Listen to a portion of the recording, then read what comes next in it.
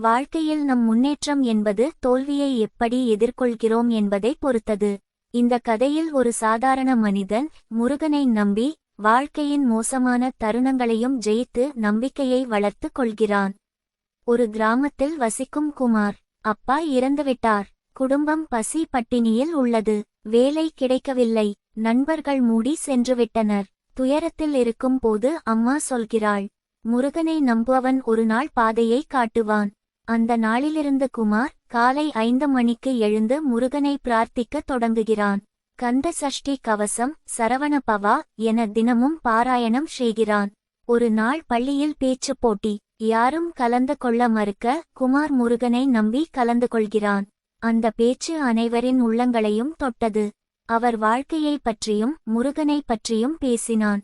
அந்த நிகழ்ச்சியை ஒரு தனியார் கல்லூரி பேராசிரியர் கேட்டார்.